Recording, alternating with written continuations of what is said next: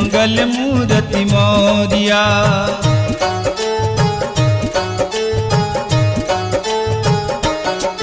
जय मंगल मूर्ति मोरिया, काजी समारो।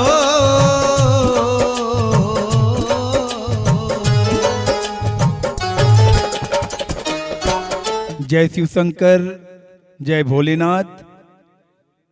हमारे कुलदेवी माँ बमलेश्वरी की असीम कृपा से, माता पिता की असीम कृपा से हमारे निज निवास मुंडा में शिव महापुराण का आयोजन 2 अप्रैल से 11 अप्रैल तक हो रहा है, जिसमें आप सभी ग्रामवासी नगरवासी सादर आमंत्रित हैं। जय गणपति बप्पा मोरिया, काजी उबारो गणराज।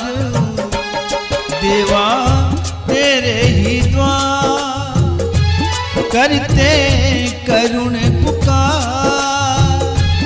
देवा तेरे ही द्वार, करते करुण पुकार।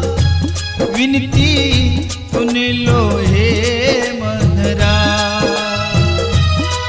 जय मंगल मूर्ति मोरिया, जय गणपति बप्पा मोरिया। जय मंगल मूर्ति मोरिया। जय शिव शंकर, शिव महा।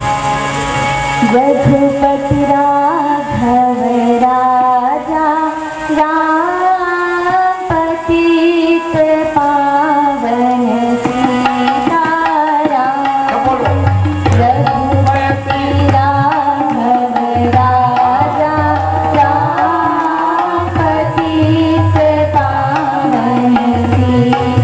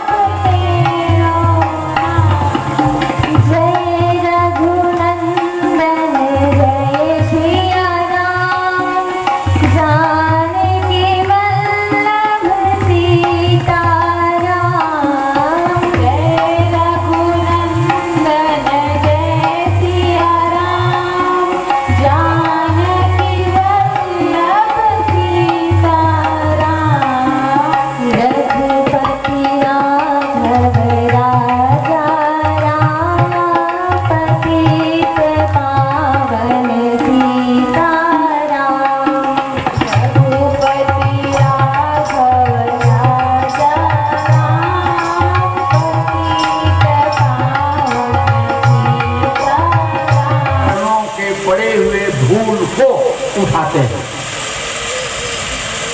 और उठा करके चरण रेणु श्रीर नयन मिलावली।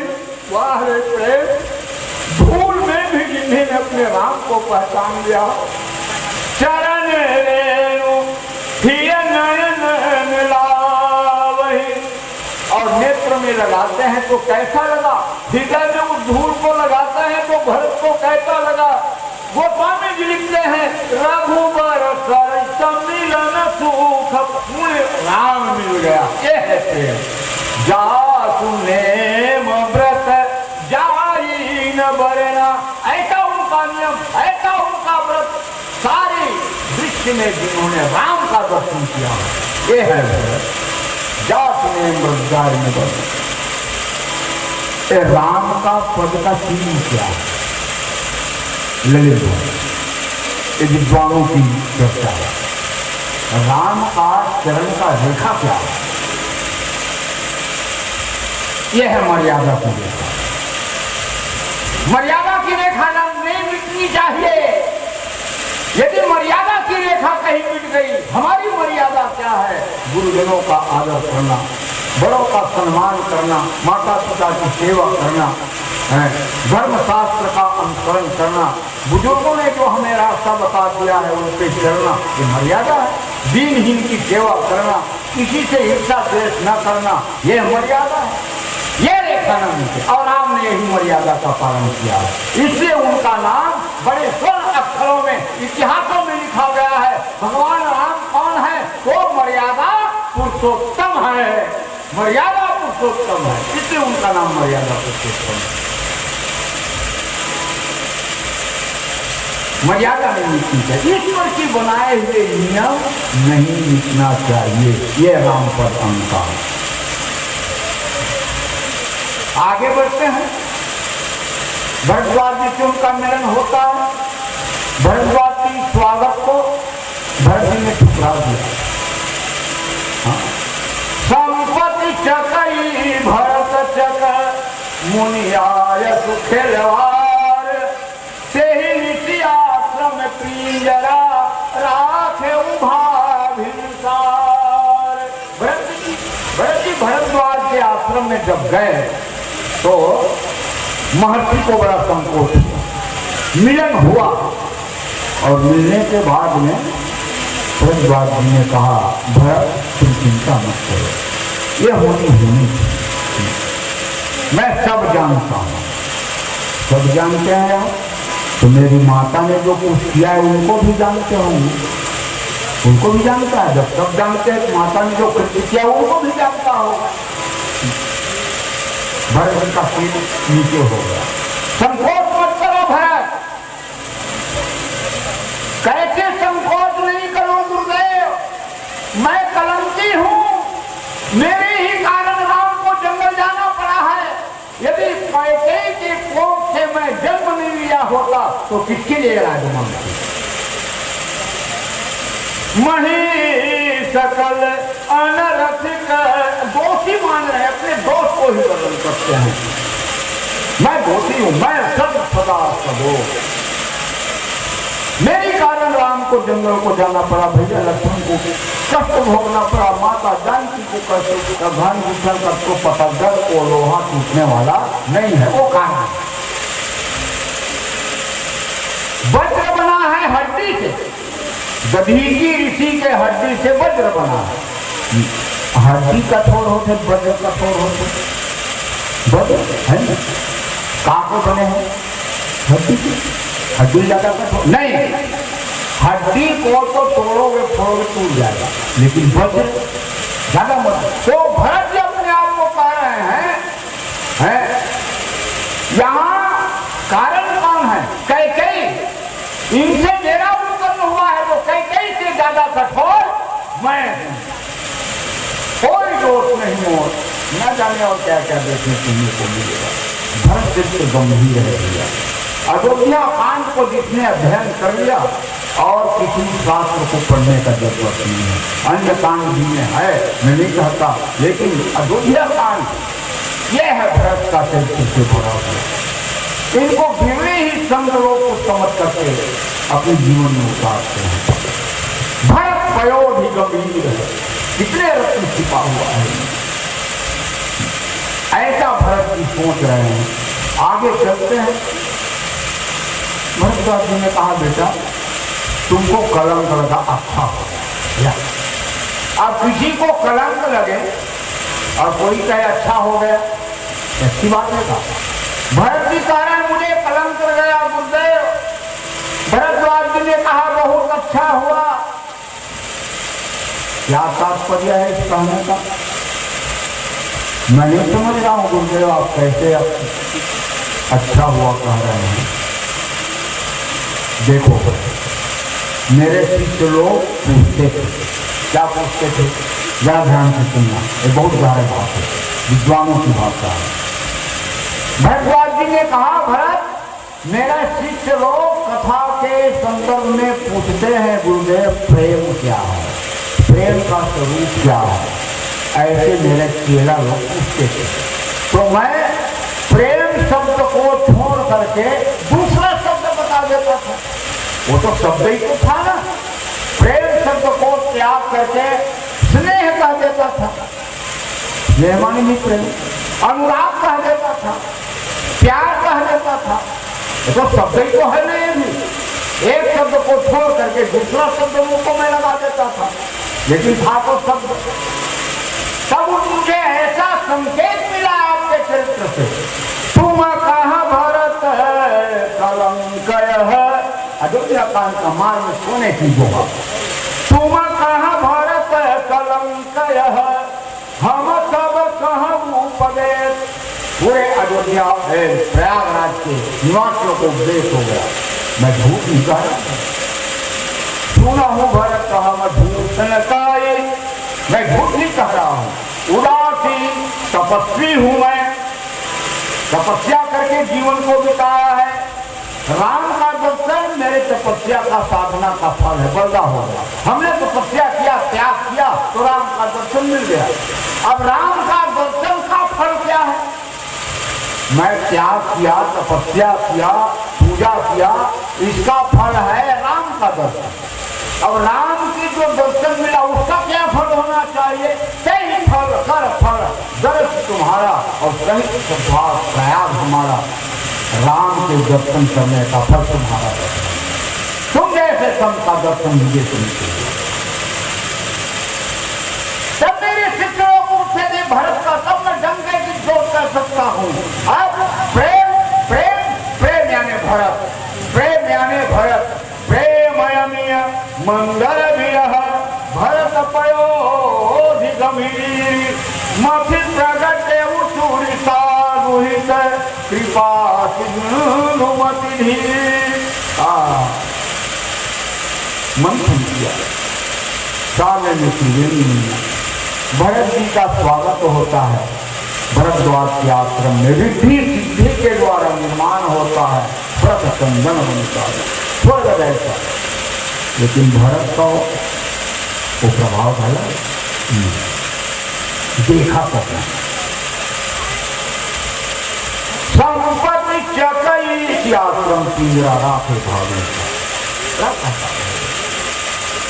भरद्वाज जी ने ऐसे प्रेम को लेकर के कहा, भरत भरत बेटा भरत भरत है साथ भरत तुम सब विधि साधु। बहुत गहरा प्रसंग है यार, मुझे प्रसंग को नहीं निकालना चाहिए था। साथ भरत तुम सब विधि साधु। साधु और सब विधि साधु में अंतर है। साधु को सब दिन बन जाते, बड़ा सरल बात है साधु बनना है। कपड़ा रहा पीला कपड़ा मंगवा ले, दाढ़ी के सर बढ़ा ले, नखला बढ़ा ले, हो गए साधु। साधु के भेद तो है लेकिन साधु का गुण नहीं है। लेकिन बोली क्या राम की माता बहन की प्रणाम। साथी भरत तुम सब विधि साधु। और सब विधि साधु के दूसरा उदाहरण बताओ। संत और विशुद्ध संत। संत और संत में भलो फर्क है। हाँ, विशुद्ध संत कहा सब विधि साधु और बनावटी का संत है तेना छोटा साधु है। अब सरल उदाहरण, जैसे सोना के एक होते 20 कैरेट 22 कैरेट के सोना और एक होते 24 कैरेट, दोनों का अंतर है। कीमत में क्यों अंतर होता है? वो 22 कैरेट वाला सोना में मिलावट है, उसमें और मिला हुआ वस्तु है, इसलिए उसकी कीमत कम है। और 24 कैरेट वाला में वो शुद्ध सोना है, इसलिए उसकी कीमत ज्यादा है नहीं? तो साधु सबको बनवाना एक अलग बात है, लेकिन साधु जैसा गुण प्राप्त करना सबको जीवन साधु बनते चिड़चिड़ा हो जाते, बात बात में चिड़चिड़ा हो जाते साधु के, लेकिन सब विधि साधु नहीं है। लेकिन भरद्वाज ने भरत को कहा, साध भरत तुम सब विधि साधु। साधु में जो चरित्र होनी चाहिए, जो आचरण होना चाहिए, वो दिखाई तुमने देता है। बोले भरत भैया की उनको उपाधि देगी सब विधि साधु। आगे बढ़ते हैं, त्रिवेणी मंगला के घाट में पहुंचते हैं भरत। और वरदान मांगते हैं। आओ आओ बेटा भरत, मेरे पास बहुत से रत्न भरा हुआ है, क्या चाहिए? भरत ने कहा, क्या दोगी मां? तुम्हारे पास ये भिखारी आया है, मांगो भीख त्याग निज धर्मो। ये राजा का बेटा है, राजा के बेटा को मांगना नहीं चाहिए, लेकिन आज भरत भिखारी की तरह है। माँ त्रिवेणी मैया, मैं झोली फैला करके भीख मांग रहा हूँ। माँ मांगो भीख त्याग निज धर्मो, अपने क्षत्रिय धर्म को त्याग करके मैं तुमसे भीख मांग रही हूँ। माँ बोलो, आज तक कोई मेरे दरबार से कोई खाली नहीं गया है, यहाँ सब कुछ नहीं है। अच्छा, क्या है तुम्हारे पास में माता? अर्थ मेरे पास अर्थ है। भरत ने कहा, मैं इस अर्थ को लेकर के क्या करूंगा? ये तो अयोध्या जैसे अर्थ संपत्ति को मैंने त्याग करके आया है, मैं उस अर्थ को लेकर के क्या कर दूंगा जिस अर्थ को पा करके अयोध्या में अनर्थ उत्पन्न हो गया। ऐसी अर्थ नहीं चाहिए, ऐसी संपत्ति नहीं होनी चाहिए। धर्म मांगो, धर्म भी नहीं दे सकती। धर्म, माता पिता की बात को मानना धर्म है नहीं पुत्र का। गुरु की बात को मानना शिष्य का धर्म है कि नहीं है? बड़े बुजुर्ग की बात को मानना छोटे का धर्म है कि नहीं है? सभी लोग अयोध्या के लोग समझाए थे भरत को कि तुम्हारे पिता ने राज्य दिया है, तुम राज्य कर लो, लेकिन मैंने किसी की बात को नहीं मानी, न गुरु के बात को माना, न माता की बात को माना, न मंत्री की बात को माना, न मैं उस वर्ग के लोगों की बात को माना। मैंने किसी की, मैंने धर्म का त्याग कर दिया है। अच्छा, मुझे अर्थ नहीं चाहिए, धर्म नहीं चाहिए, और अर्थ न धर्म न काम, मुझे कोई कामना नहीं। उन्होंने कहा, अब तो मेरे पास एक ही चीज बचा है और शायद इसको तुम ले सकते हो, मांग लो। क्या है?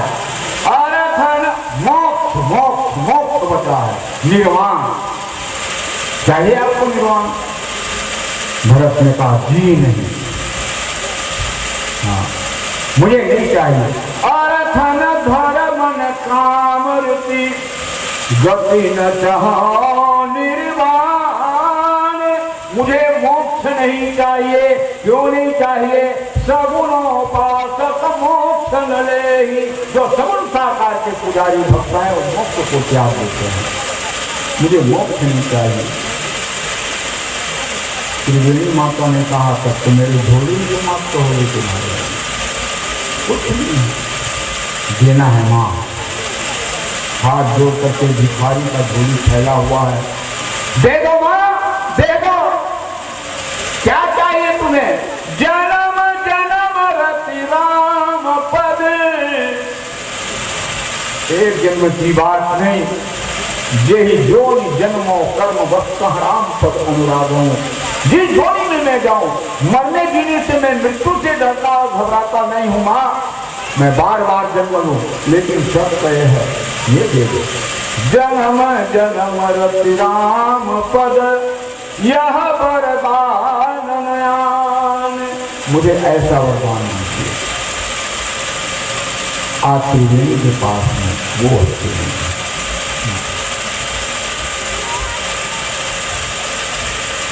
और फिर भरत त्रिवेणी स्नान करके पहुंचते हैं।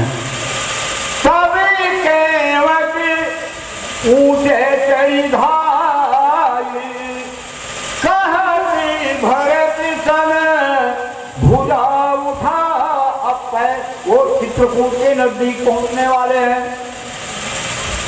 केवट डूबा हुआ जा रहा है, शरीर में उनके पांव में फोड़े पड़ गए हैं।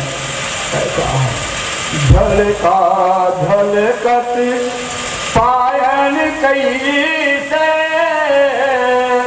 पंकज कोश वोश कहन जैसे। कमल का फूल होता है लाल रंग का, लाल कमल देखें, और उस लाल कमल के पंखुड़ी में जल का सीधा बूंद पड़ जाए, वो मोती जैसे चमकता है। भरत के पैर में चलते चलते फफोड़ा पड़ गया है।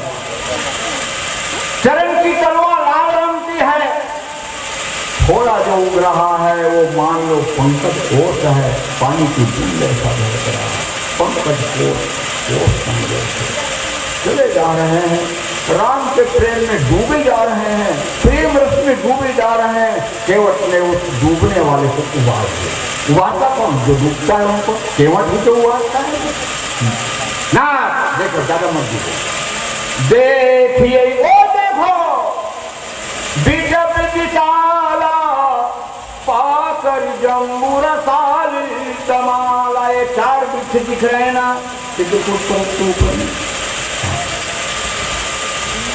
ऊपर उस वृक्ष के पास में एक बटका वृक्ष है, वहां भगवान राम महात्माओं के साथ कहाँ बैठ मुनगन से नित्य राम श्याम कहे कथा इतिहास और आगम निगम से राम। यहाँ पर भरत जी ने देखा तत्काल उनके आंखों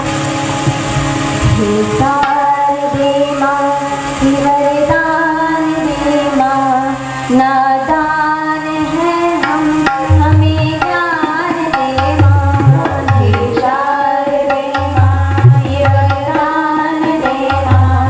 नादान है हम, हमें ज्ञान दे मां। विचार दे मां, ये वरदान दे मां। नादान है हम, हमें ज्ञान दे मां। विचार दे